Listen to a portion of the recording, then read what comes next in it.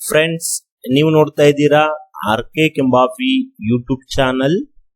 Friends, ಇವತ್ತಿನ ಈ ಒಂದು ವಿಡಿಯೋದಲ್ಲಿ ನಾನು ನಿಮಗೆ ಏನ್ ತಿಳಿಸ್ಕೊಡ್ತಾ ಇದ್ದೀನಪ್ಪ ಅಂತಂದ್ರೆ, ಲೇಬರ್ ಕಾರ್ಡ್ ಅಥವಾ ಕಾರ್ಮಿಕ ಕಾರ್ಡ್ ಇದ್ದಂತವರ ಇಬ್ಬರ ಮಕ್ಕಳಿಗೆ ಕಲಿಕೆ ಭಾಗ್ಯ ಮೂಲಕ ಒಂದು ಸ್ಕಾಲರ್ಶಿಪ್ ಅನ್ನ ಪಡ್ಲಿಕ್ಕೆ ಸೇವಾ ಸಿಂಧುದಲ್ಲಿ ಆನ್ಲೈನ್ ಮೂಲಕ ಅರ್ಜಿಯನ್ನ ಆಹ್ವಾನ ಮಾಡಿದ್ರು. ಸೊ ಸೇವಾ ಸಿಂಧುದಲ್ಲಿ ಲೇಬರ್ ಕಾರ್ಡ್ ಇದ್ದಂತವರ ಮಕ್ಕಳ ಶೈಕ್ಷಣಿಕ ಸಹಾಯಧನಕ್ಕಾಗಿ ಅರ್ಜಿ ಸಲ್ಲಿಸಬೇಕಾದ್ರೆ ಈಗ ಕೆಲವೊಂದಿಷ್ಟು ಚೇಂಜಸ್ ಅನ್ನ ಮಾಡಿದ್ದಾರೆ.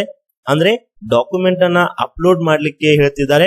ಹಾಗಾದ್ರೆ ಈ ಒಂದು ವಿಡಿಯೋದಲ್ಲಿ ನಾನು ನಿಮಗೆ ಸೇವಾ ಸಿಂಧುದಲ್ಲಿ ಯಾವೆಲ್ಲ ಡಾಕ್ಯುಮೆಂಟ್ ಅನ್ನ ಅಪ್ಲೋಡ್ ಮಾಡಬೇಕು, ಅದೇ ರೀತಿಯಾಗಿ ಒಂದು ಕಲಿಕೆ ಭಾಗ್ಯ ಅಂದ್ರೆ ಲೇಬರ್ ಕಾರ್ಡ್ ಸ್ಕಾಲರ್ಶಿಪ್ ನ ಒಂದು ಶೈಕ್ಷಣಿಕ ಸಹಾಯಧನ ಪಡ್ಲಿಕ್ಕೆ ಕೆಲವೊಂದಿಷ್ಟು ಕಂಡೀಷನ್ಸ್ ಕೂಡ ಅವರು ಹೊಸದಾಗಿ ಅಪ್ಡೇಟ್ ಮಾಡಿದ್ದಾರೆ. ಅವು ಯಾವ್ಯಾವ ಕಂಡೀಷನ್ಸ್, ಆಮೇಲೆ ಲೇಬರ್ ಕಾರ್ಡ್ ಸ್ಕಾಲರ್ಶಿಪ್ ಅಪ್ಲಿಕೇಶನ್ ನಲ್ಲಿ ಡಾಕ್ಯುಮೆಂಟ್ ಯಾವ ಅಪ್ಲೋಡ್ ಮಾಡಬೇಕು ಅನ್ನೋದ್ರ ಬಗ್ಗೆ ಮಾಹಿತಿನ ಈ ಒಂದು ವಿಡಿಯೋದಲ್ಲಿ ನಾನು ನಿಮ್ಗೆ ತಿಳಿಸ್ಕೊಡ್ತಾ ಇದ್ದೀನಿ. ಸೊ ಹಾಗಾದ್ರೆ ಬನ್ನಿ ವಿಡಿಯೋನ ಶುರು ಮಾಡೋಣ.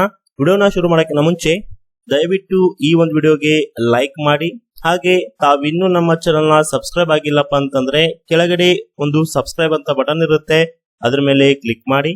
ಹಾಗೆ ಅಲ್ಲೊಂದು ಬೆಲ್ ಬಟನ್ ಕೂಡ ಓಪನ್ ಆಗುತ್ತೆ, ಅದ್ರ ಮೇಲೆ ಕೂಡ ಕ್ಲಿಕ್ ಮಾಡಿ ಅಲ್ಲಿ ಮೊದಲಿಗೆ ಆಲ್ ಅನ್ನೋ ಒಂದು ಆಪ್ಷನ್ ಅನ್ನ ಸೆಲೆಕ್ಟ್ ಮಾಡ್ಕೊಳ್ಳಿ ಫ್ರೆಂಡ್ಸ್. ಹಾಗಾದ್ರೆ ಬನ್ನಿ ವಿಡಿಯೋನ ಶುರು ಮಾಡೋಣ. ಹೌದು ಫ್ರೆಂಡ್ಸ್, ಲೇಬರ್ ಕಾರ್ಡ್ ಅಥವಾ ಕಾರ್ಮಿಕ ಕಾರ್ಡ್ ಇದ್ದಂತವರ ಮಕ್ಕಳಿಗೆ ಒಂದು ಉನ್ನತ ಶಿಕ್ಷಣಗೋಸ್ಕರ ಶೈಕ್ಷಣಿಕ ಸಹಾಯಧನವನ್ನ ಕೊಡ್ಲಿಕ್ಕೆ ಸೇವಾ ಸಿಂಧು ಮೂಲಕ ಆನ್ಲೈನ್ ಅಲ್ಲಿ ಅರ್ಜಿಯನ್ನ ಆಹ್ವಾನ ಮಾಡಿದ್ರು.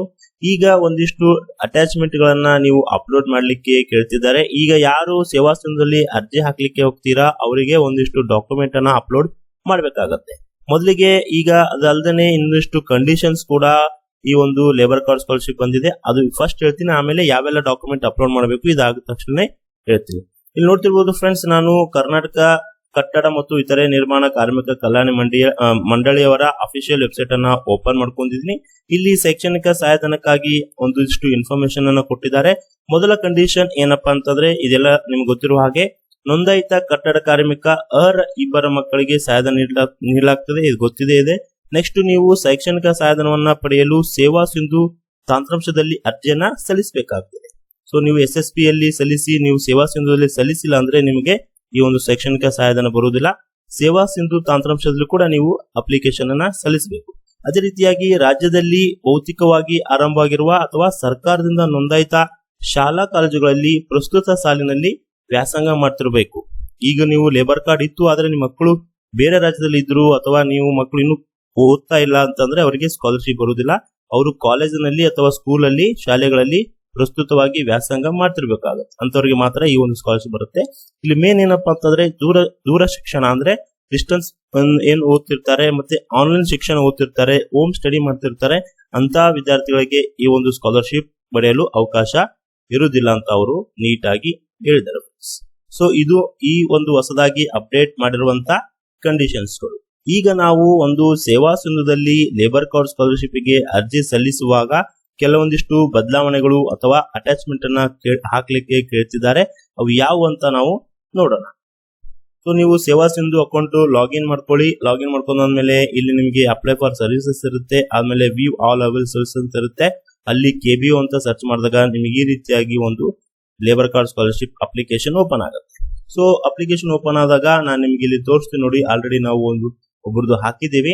ಸೊ ಇಲ್ಲಿ ನಿನ್ನೆ ಇಲ್ಲಿ ಅಪ್ಲಿಕೇಶನ್ ಸಬ್ಮಿಷನ್ ಆಗಿರುವಂತ ಒಂದು ಅಪ್ಲಿಕೇಶನ್ ಓಪನ್ ಮಾಡಿ ಅದರಲ್ಲಿ ಅಟ್ಯಾಚ್ಮೆಂಟ್ ತೋರಿಸ್ಕೊಡ್ತೀನಿ.